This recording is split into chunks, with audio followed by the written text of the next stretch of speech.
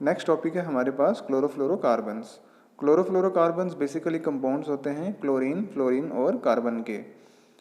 अगर हम इसके यूज़ की बात करें तो ये एरोसोल स्प्रेज के कंपोनेंट्स बनाने के काम आता है।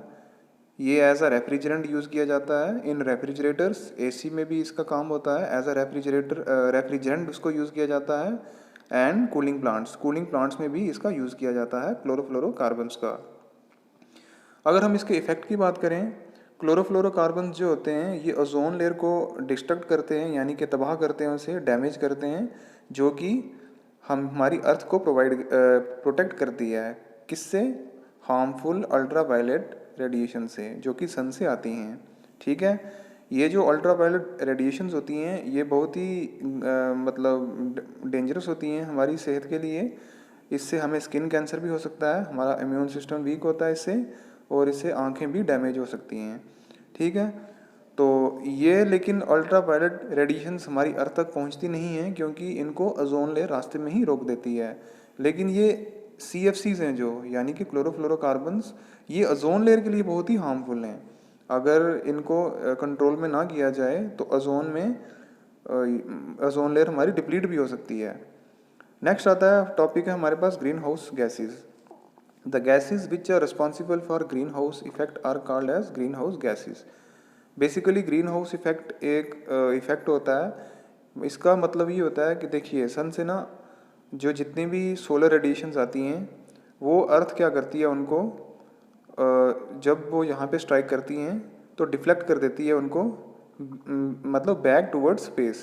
ठीक है, रेडिएट कर देती है। लेकिन हमारी जो अर्थ का एटमॉस्फेयर है, कुछ रेडिएशंस को वो एब्जॉर्ब कर लेता है, जो हीट रेडिएशंस होगी, जो कि हमारे लिए काफ़ी इंपॉर्टेंट होती हैं, हमारे लिवलीहुड के लिए, हमारे सर्वाइवल के लिए। ठीक है, तो ग्रीन हाउस गैसेस वो वाली गैस होगी जो कि रिस्पॉन्सिबल हैं इस ग्रीन हाउस इफेक्ट के लिए। ठीक, इसकी अगर एग्जांपल की बात करें तो water vapour, nitrous oxide, carbon dioxide and methane, ये सारी जो गैसेस हैं ये मिलके ग्रीन हाउस गैसेस कहलाती हैं, जो कि ग्रीन हाउस इफेक्ट में जिनका बहुत बड़ा रोल है। ग्रीन हाउस इफेक्ट का अभी मैंने बता दिया आपको। Most of the solar radiation passes through the atmosphere, the earth surface radiates heat back toward space. ठीक है, दोबारा से उसको रिफ्लेक्ट करता है जो अर्थ का सरफेस है, लेकिन a part of it is trapped by green house gases in the earth's atmosphere. This effects maintains the liveable temperature on the earth surface. अगर ये ग्रीन हाउस गैसेज काम ना करें, इन रेडिएशंस को अब्जॉर्ब ना करें, तो हमारी अर्थ का टेम्परेचर हो सकता है कि इतना गिर जाए, इतना कम हो जाए कि हमारे सर्वाइवल के लिए, even for plants, animals, humans जितने भी हैं, हो सकता है हम यहाँ पे सर्वाइव ही ना कर पाएँ, इतना ज़्यादा। ऐसे बेसिकली कई प्लैनेट्स पे है।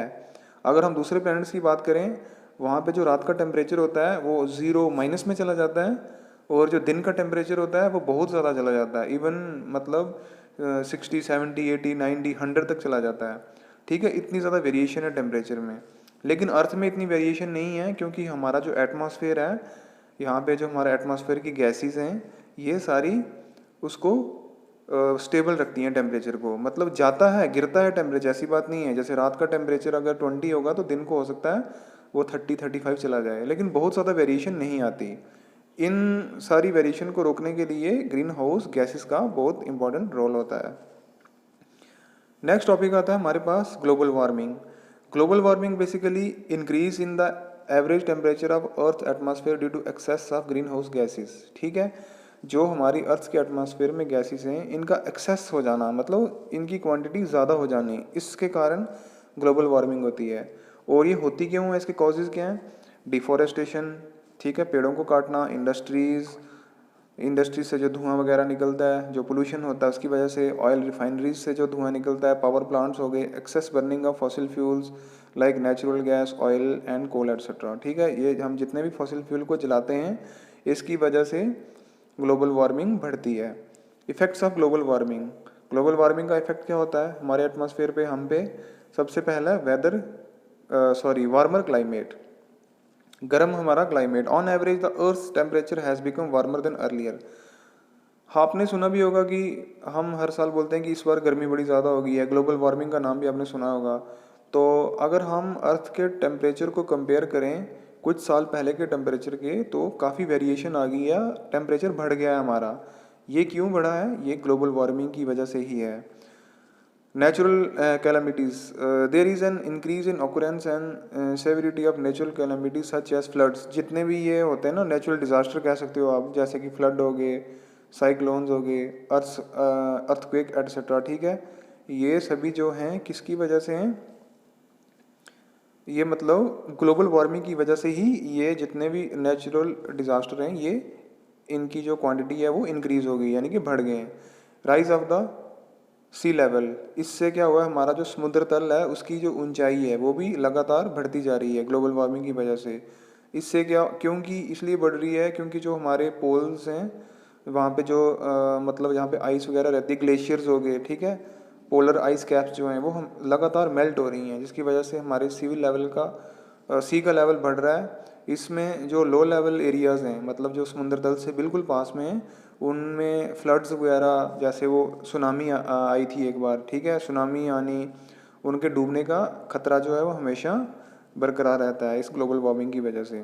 स्वेयर वेदर इवेंट्स, ठीक है, shifting of the climatic pattern has been observed across the globe, मतलब कि वही क्लाइमेटिक पैटर्न अब थोड़ा चेंज हो गया है। जैसे पहले अगर एक प्रॉपर बना हुआ है ना कि गर्मियाँ अगर जैसे सपोज करो अप्रैल मई से शुरू होती थी और सितंबर अक्टूबर में मौसम चेंज हो जाता था, लेकिन मौसम ना धीरे धीरे शिफ्ट कर रहा है। अब ऐसा भी हो सकता है कि अक्टूबर तक एंडिंग तक काफ़ी गर्मी है, ठीक है, और बरसात पहले सपोज करिए, पहले अगर जनवरी फरवरी के महीने में जैसे मानसून था, मानसून अगर पहले प्रॉपर जून और जुलाई में आ जाता था, लेकिन आजकल कई बार देखने को मिलता है कि कई बार मानसून अपने टाइम से पहले ही आ जाता है या फिर अपने टाइम से के बाद में आता है। ये सब ग्लोबल वार्मिंग की वजह से ही है। नेक्स्ट ये बोल रहा है कि व्हाट कैन वी डू, हम कर क्या सकते हैं। अब ये ऊपर जो सारी चीज़ें होती हैं इसकी रोकथाम के लिए हम क्या कर सकते हैं। Measures to reduce air pollution, encourage use of CNG. So सबसे पहला हम स्टेप जो कर सकते हैं, हमें सीएनजी को यूज़ करने के लिए बढ़ावा देना चाहिए। सीएनजी की फुल फॉर्म होती है कंप्रेस्ड नेचुरल गैस। ये एक ऐसी गैस होती है जो कि इको फ्रेंडली होती है, इससे पोल्यूशन नहीं होता। It is cleaner fuel as compare to petrol and diesel, ठीक है। पेट्रोल और डीजल को अगर हम कंपेयर करें तो ये बहुत कम पोल्यूशन करती है compressed natural gas. Use of unleaded petrol, the unleaded petrol does not emit harmful gases into the environment, ठीक है। एक अनलेडेड पेट्रोल होता है जो कि प्यूरीफाई करके बनाया जाता है, अगर हम इसको यूज़ करेंगे तो ये हार्मफुल गैसेज हैं उसको प्रोड्यूस नहीं करता, इससे हमारा एनवायरनमेंट जो है वो बचा रहेगा। नेक्स्ट है प्रॉपर वेस्ट मैनेजमेंट। जो हमारी वेस्ट मैनेजमेंट है, जो वेस्ट है जो, ठीक है, उसको प्रॉपरली मैनेज करना चाहिए। जैसे कि maintains hygiene by proper disposal of waste to areas where they can be left और they can be disposed in और इन ए सेफ मैनर, ठीक है। हम उनको ऐसी जगह छोड़ना चाहिए, उनको डिस्पोज करना चाहिए, जैसे हम होता है ना कूड़े को ओपन में नहीं हमने छोड़ना है, उसको प्रॉपरली मतलब डिस्पोज करना है, ठीक है, ताकि वो हमारे जो एनवायरनमेंट है उसके लिए हार्मफुल ना हो। यूज़ ऑफ पब्लिक ट्रांसपोर्ट और कारपूलिंग, पब्लिक ट्रांसपोर्ट का मैक्सिमम यूज़ करिए। पब्लिक ट्रांसपोर्ट होती है जैसे जो बसेस चलती हैं, बड़ी गाड़ियाँ, ट्रेन होगी, बसेस होगी, इससे ये फ़ायदा होता है पब्लिक ट्रांसपोर्ट यूज़ करने का कि देखिए ऐसे हर किसी के पास घर में आजकल गाड़ी है, ठीक है, हर किसी के पास बाइक है, तो होता क्या है, एक बस अगर हम पब्लिक ट्रांसपोर्ट यूज़ ना नहीं करेंगे तो हर कोई अपनी गाड़ी लेके निकलेगा। अगर अपनी गाड़ी लेके निकलेगा इंडिविजुअल तो उससे पोल्यूशन और ज़्यादा होगा। अगर एक बस में सपोज करिए 30 आदमी आराम से आ सकते हैं पैसेंजर्स, ठीक है, उस बस के अंदर सिर्फ 5 लोग बैठे हुए हैं या 10 लोग बैठे हुए हैं, बाकी के जो 20 लोग हैं या 15 लोग हैं वो अपनी अपनी गाड़ियाँ लेके आ रहे हैं सभी। तो देखिए एक बस में यहाँ पे 30 लोग ट्रैवल कर सकते थे, वहाँ पे एक बस की जगह वहाँ पे 15-20 गाड़ियाँ हो गई, तो मतलब कितना ज़्यादा पोल्यूशन हम क्रिएट कर रहे हैं। तो इसलिए हमें पब्लिक ट्रांसपोर्ट का यूज़ करना चाहिए। सेकंड थिंग यहाँ पे लिखिए कारपूलिंग। कारपूलिंग का मतलब होता है जैसे सपोज करिए आप 4-5 दोस्त हो या फिर कोई 4-5 कुलीग्स हैं जो आप इकट्ठे काम करते हैं, तो कई बार ऐसे होता है कि हर कोई अपनी गाड़ी या अपनी बाइक लेके जा रहा है, लेकिन अगर 4 बंदे जा रहे हैं, अगर 4 बंदे, ठीक है, 4 पर्सनस अपनी डिफरेंट डिफरेंट कार्स को लेके जाएंगे तो कितना ज़्यादा पोल्यूशन क्रिएट होगा। अगर वही वो पुलिंग करें, मतलब एक पर्सन की कार में बाकी वाले 3 उसी के साथ बैठ जाएं, नेक्स्ट डे दूसरे की टर्न लगा दें कि आज गाड़ी तू लेके जाएगा, थर्ड टाइम और की जो मतलब जो थर्ड पर्सन है उसकी टर्न होगी, टर्न बाई टर्न, इसको बोलते हैं car pulling. It is economical, ये हमारे लिए इससे हमारे पैसे का बचाव भी होगा, ठीक है। ये ईजीज कंजेशन ऑन रोड्स, जो रोड में इतना रश होता है, कंजेशन होती है, वो भी इससे थोड़ा मतलब कम होगा। And also reduce emissions to large extent, और इससे जो पोल्यूशन होता है वो भी कम होगा। नेक्स्ट आता है हमारे पास वाटर पोल्यूशन। वाटर पोल्यूशन जो होता है is the contamination of water bodies with harmful waste, ठीक है। पानी में जब हम गंदगी मिल जाती है, हार्मफुल वेस्ट होता है, जब उसकी मिलावट होती है, उसको हम वाटर पोल्यूशन कहते हैं। इसके कॉजेज़ क्या हैं? Urbanisation, industries, agriculture, religious and social practices etcetera, ठीक है। अर्बनाइजेशन हो गया मतलब जितना एक जो शहर के शहर बस रहे हैं, ठीक है, उसकी वजह से हम क्या हो रहा है कि जंगल वगैरह को काटे जा रहे हैं, पेड़ लगातार काटे जा रहे हैं। इंडस्ट्रीज़ की ग्रोथ हो रही है, उससे भी हम पेड़ों को काट रहे हैं, ठीक है। और उसमें से काफ़ी ऐसा सारा निकलता है, वेस्ट निकलता है, जो कि बाद में उसको ऐसे ही फेंक दिया जाता है नालों में, मतलब ठीक है, नदियों में फेंक दिया जाता है, उससे कि वाटर पोल्यूशन होता है। एग्रीकल्चर से भी वाटर पोल्यूशन होता है, जो हम फर्टिलाइज़र्स वगैरह यूज़ करते हैं, जो कि सम फर्टिलाइज़र जो होती हैं वो काफ़ी हार्मफुल होती हैं। रिलीजियस एंड सोशल प्रैक्टिसेस हो गया, जैसे कोई मतलब रिलीजियस गैदरिंग होती है, उसमें हम समटाइम्स क्या करते हैं, जैसे काफ़ी बड़ी मात्रा में हम ऐसे बात करें कि फॉर एग्जांपल वहाँ पे कुछ खाने के लिए कुछ अरेंजमेंट किया हुआ है, जैसे लंगर वगैरह लगता है, तो उसको उसके बाद उसको प्रॉपरली मैनेज करना चाहिए। जो हमारे डिस्पोजल्स यूज़ करते हैं, समटाइम्स हम प्लेट्स एंड ग्लासेस, उसको हम ऐसे ही फेंक देते हैं, ठीक है। और वो कई बार हम वो नदियों में भी फेंक देते हैं उनको, जिसकी वजह से वाटर पोल्यूशन होता है। तो यानी कि ये जो चीज़ें हैं, ये सारी वाटर पोल्यूशन में अपना बड़ा एक उनका मतलब मेजर रोल है, उसकी वजह से ये वाटर पोल्यूशन काज होता है। ये नीचे आपको एक डायग्राम दिखाई हुई है, ये वही है कि क्या क्या इसमें सारा, ये देखो कि ऑयल, गैस, एसिड यहाँ से निकलते हैं, अर्बन एग्रीकल्चर से होता है, फॉरेस्ट को काटने से, ठीक है। हम वाटर पोल्यूटेंट्स की बात करें, the substances that pollute water are called water pollutants, ये तो हो गया। एग्जांपल्स होगी detergents, chemical dumped by hospitals, ठीक है। इंसेक्टिसाइड्स, ये इंसेक्टिसाइड जो हम कीटनाशक दवाइयाँ होती हैं जो, ठीक है, इंसेक्ट्स को मारने के लिए। एंड हर्बिसाइड्स, ये एग्रीकल्चर में हम यूज़ करते हैं, उनको यूज़ करते हैं, लेकिन इससे हम अपनी फसल को उगाने के लिए ये यूज़ करते तो हैं, बट उससे बहुत ज़्यादा लेवल में वाटर पोल्यूशन होता है। Effects of water pollution on river Ganga, जो हमारे देश की एक बहुत बड़ी रिवर है, जिसको होली रिवर ऑफ इंडिया भी कहा जाता है, रिवर गंगा। इसकी वजह से ये काफ़ी, एक टाइम था जब गंगा को बिल्कुल साफ पवित्र पानी माना जाता था, इवन कि ये हम गंगा नदी से लोग पानी पीते भी थे। लेकिन आजकल ये इतना ज़्यादा मतलब पोल्यूटेड हो गया हुआ है कि इसका मतलब वैसा नहीं रहा हुआ जैसे ये पहले था। Towns and cities through which the river flows through large quantities of garbage, untreated sewage, dead bodies and many other harmful things directly into the river. ये जो गंगा रिवर है, इसमें जितना भी आजकल गार्बेज है, अनट्रीटेड सैवेज है, ठीक है, जो गंदगी है, डेड बॉडीज़ हैं, और कोई और भी जो हार्मफुल चीज़ें हैं, ये सारी डायरेक्टली इसमें फेंक दी जाती हैं, जिसके कारण से ये काफ़ी पोल्यूटेड हो गई हुई है river Ganga. Pollution in Ganga is choking the aquatic life and hindering the growth of plants. ये सिर्फ हमारे लिए ही नुकसानदायक नहीं है, जो एक्वेटिक लाइफ है, यानी कि जो फिशेस वगैरह और जो पानी के जीव जंतु हैं, उनके लिए भी बहुत हानिकारक है, ठीक है। उनकी लाइफ को भी इनसे खतरा है, जिसके कारण उनकी डेथ भी हो जाती है समटाइम्स। एंड जो प्लांट्स की ग्रोथ है उसको भी इफेक्ट करता है ये water pollution. Ganga is one of the 10 most endangered reverse in the world.